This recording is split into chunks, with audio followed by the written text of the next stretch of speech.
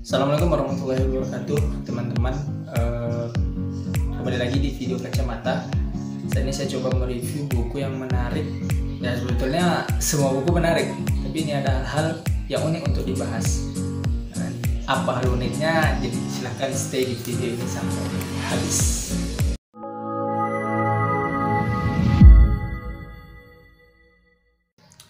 Jadi teman-teman, buku yang akan saya review itu berjudul Risalah Ibnu Fadlan. Nanti mungkin bisa ditampilkan foto bukunya di sini, ya, tolong editor ya. Jadi buku ini sebetulnya buku terjemahan dari karangan Muhakkik. Ini adalah orang Damaskus. Beliau sastrawan, meneliti tentang perjalanan Ibnu Fadlan. Jadi Ibnu Fadlan itu sebelumnya buku aslinya, kalau saya tidak salah judulnya itu Rihlah Ibnu Fadlan ila Baladir al-Rus al-Turk al-Khazar al-Saqalibah. Jadi perjalanan Ibnu Fadlan, kira-kira artinya perjalanan Ibnu Fadlan ke negeri Rusia, Turki, Khazar dan Saqalibah. Jadi Muhakkik tadi penulis beliau meneliti tentang risalah ataupun manuskrip perjalanan gitu yang dikarang oleh Ibnu Fadlan, seorang delegasi dari Khalifah Abbasiyah untuk misi kekhalifahan ke Saqalibah. Kalau di beberapa literatur yang saya baca, Saqalibah ini nama negeri aslinya sekarang itu Slavia kalau tidak salah. Yang mana setiap part ataupun setiap pos atau setiap daerah yang dilewati oleh Ibnu Fadlan dan delegasinya, di sini ada kalau tidak salah 4 orang delegasi yang diutus, yang dipimpin oleh Ibnu Fadlan pastinya. Setiap bangsa, setiap daerah, setiap etnis, setiap suku, bangsa, masyarakat itu dia catat kejadian-kejadian detail, sehingga tidak heran naskah atau manuskrip Ibnu Fadlan ini jadi referensi juga oleh orang-orang Barat, oleh orang-orang Orientalis untuk meneliti sejarah bangsa-bangsa yang ada di Eropa. Kenapa? Jadi di video inilah kita bahas, teman-teman.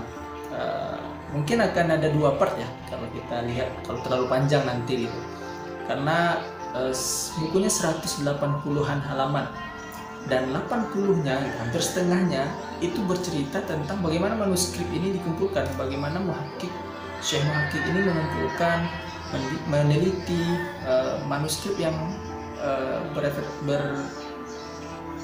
berasal dari Ibnu Fadlan sendiri gitu, sehingga kita akan coba bagi 2 part lah, kita lihat nanti bagaimana lamanya video ini gitu biar nggak bosan.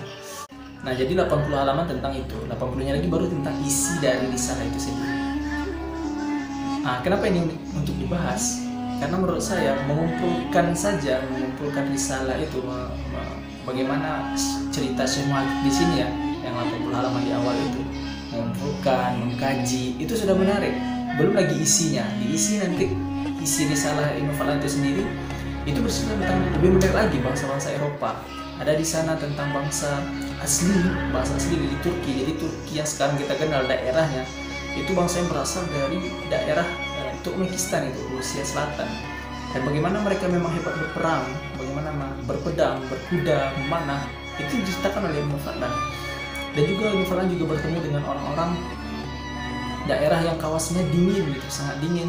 Saking dinginnya itu ketika mereka keluar rumah itu harus ada pakai api, harus ada korek api dan lain sebagainya. Dan ketika dia masak air, ketika datang waktu maghrib, ketika datang waktu isya, air itu pasti sudah masak gitu. Saking cepatnya pergantian waktu di sana.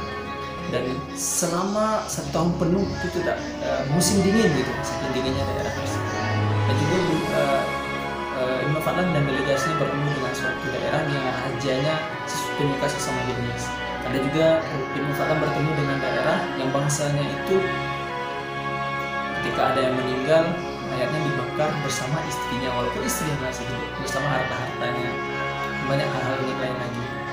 Dan juga ada juga nanti di suatu daerah itu sangat kumuh, bahkan mereka itu ketika bangun pagi itu cuci muka di satu ember.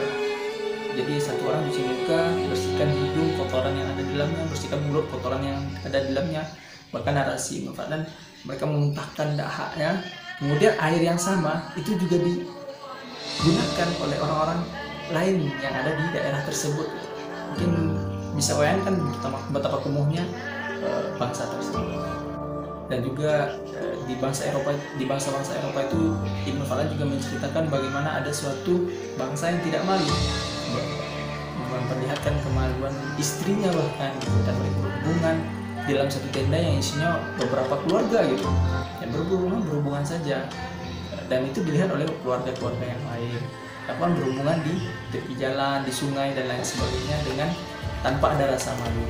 Dan banyak hal-hal lain yang mungkin kalau kita bahas di videonya cukup panjang ya, nanti akan kita bahas kalau memang terlalu panjang di video berikutnya. Nah, yang ingin saya bahas teman-teman mungkin beberapa poin ya.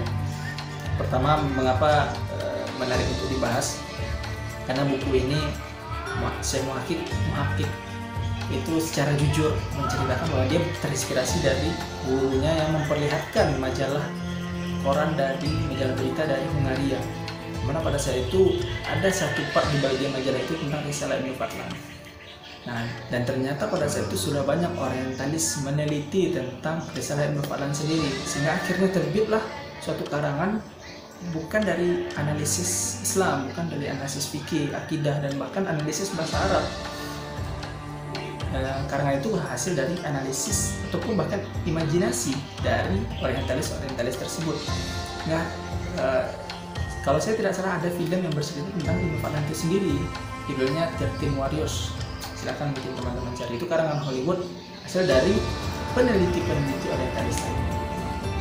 Sehingga Syekh Muhakkik tertarik untuk meneliti lebih jauh dari kajian sisi Islamnya, fikihnya, akidahnya, dan bahkan tata bahasa Arabnya. Karena sejatinya Ibnu Fadlan ini orang Muslim, orang Islam, dan dia diutus secara Muslim, secara Khalifah Abbasiyah umur dunia waktu itu, gitu kan. Ibu kotanya dunia, gitu. Jadi harus ada analisis dari bahasa Arab, dari kalangan Islam maksudnya. Walaupun sebelum Muhakkik itu juga ada peneliti namanya Yaqut Al-Hamawi. Beliau lebih detail lagi, bahkan beliau menelusuri satu persatu tempat yang dikunjungi Ibnu Fadlan untuk mencari data detail tentang daerah yang dikunjunginya. Dan Syekh Muhakkik pun banyak mengutip dari buku Yaqut Al-Hamawi tadi. Itu yang pertama teman-teman, karena banyak orientalis yang meneliti, tidak ada dari kalangan Islam. Yang kedua teman-teman, kenapa buku ini jadi menarik? Karena Ibnu Fadlan sendiri itu dikenal karena buku ini kan. Artinya karangan-karangan sebelumnya tidak ada yang terkenal sejauh pengetahuan saya, dan di buku ini juga diceritakan. Ibnu Fadlan itu terkenal karena buku ini. Dia karena diutus, karena aktualnya seperti yang saya sampaikan tadi, setiap daerah yang beliau kunjungi dari Baghdad ke Sakalibah itu beliau catat, beliau rangkum di naskah beliau sehingga aktual, artinya langsung gitu. Kalau secara zaman sekarang ya, zaman now yang kita artikan, Ibnu Fadlan itu live streaming lah istilahnya. Setiap dia berjalan, dia live streaming. Apa yang dia lihat, apa yang dicetak itu terangkum dalam naskahnya.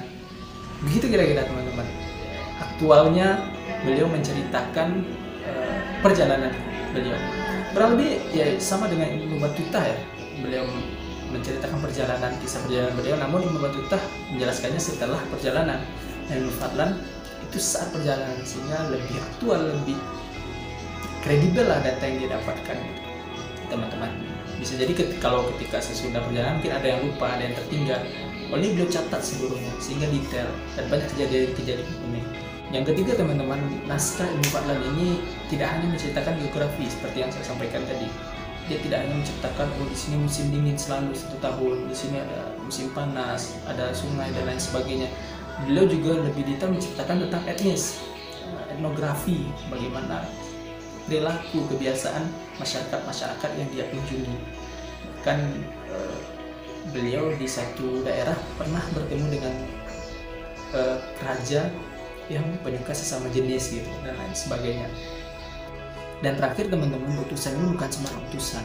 Raja Sakalibah yang waktu itu meminta kepada khalifah untuk diberi utusan, itu meminta utusan yang pertama ahli fikih, ahli akidah, dan yang kedua ahli engineer, karena meminta untuk dibangunkan masjid yang jadi trendsetter ataupun percontohan di daerah-daerah sekelilingnya, itu masjid terbesar lah istilahnya kalau kita sekarang Islamic Center atau masjid raya, masjid agung dan lain sebagainya.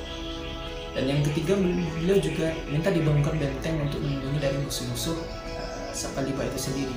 Jadi bukan sembarangan utusan, bukan sembarangan delegasi itu.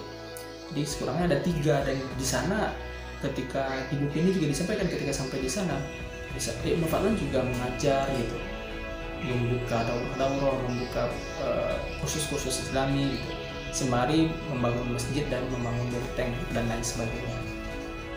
Nah, mungkin yang terakhir yang perlu diceritakan, sejauh yang saya tahu, dan buku ini juga menceritakan bahwa tidak ada perjalanan pulang gitu dari Sakalibah. Setelah itu turun ke Khazar ya, dari Khazar ke Baghdad itu catatannya hilang, tidak ada, sehingga bisa dikatakan hanya setengah atau bahkan 2/3 lah, 2/3 dari perjalanan Ibnu Fadlan itu yang dicatat, yang terkumpul gitu, bukan yang terkumpul, yang terekam oleh naskah Ibnu Fadlan ini sendiri gitu, sepertiganya hilang gitu. Jadi tentunya akan ada jalan yang berbeda kalau saya mengutip Ustadz Asep Sumari, itu beliau mengatakan dalam pembahasannya, Ibnu Fadlan itu mengambil jalan yang memutar ketika pulang dari Sakalibah ke Baghdad gitu. Nah, sehingga akan ada cerita menarik lainnya ketika pulang begitu kan. Dan kan ketika pergi saja itu sudah banyak. Beliau melakukan perjalanan itu 2 tahun, 1 tahun ketika pergi, 1 tahun ketika pulang gitu. Dan 1 tahun pergi saja itu sudah banyak cerita menarik teman-teman. Beliau juga menceritakan di sini, nah ya kita spill sedikit lah. Beliau melihat atau bertemu orang yang besar gitu, seakan-akan bisa dikatakan raksasa. Nanti akan kita ceritakan detailnya. Nah, jadi begitu teman-teman, tentang buku ini kita akan berfokus kepada bagaimana buku ini dibuat. Jadi Syekh Muhaqqiq menekankan pada kajian Islaminya, pada kajian tata bahasa Arabnya tentunya, karena ada beberapa kata yang oleh Syekh Muhaqqiq sendiri ketika ditafsirkan oleh orientalis itu berbeda dengan makna bahasa Arab kata itu sendiri gitu. Sehingga juga tertarik untuk meneliti lebih lanjut teman-teman. Itu yang saya katakan uniknya buku ini, setengahnya saja, setengah bagian awalnya saja yang bukan isi dari risalah Ibnu Fadlan sendiri itu sudah menarik untuk dibahas. Jadi itu teman-teman, sedikit tentang bagaimana buku risalah Ibnu Fadlan ini karya Syekh Muhaqqiq disajikan kepada kita, yang tentunya diterjemahkan yang ini dalam bahasa Indonesia sehingga mudah dipahami, dan kawan-kawan ya sangat saya rekomendasikan untuk membaca gitu. Membaca sejarah orang Barat ya, tentunya orang Eropa, tapi versi Islami yang sangat kredibel, aktual, dan pastinya menarik untuk dibaca. Kan kita bahas bagaimana perjalanan Ibnu Fadlan itu sendiri ke negeri-negeri tadi mungkin di video-video berikutnya karena mungkin terlalu panjang. Semoga bermanfaat. Sampai jumpa di video berikutnya. Assalamualaikum warahmatullahi wabarakatuh.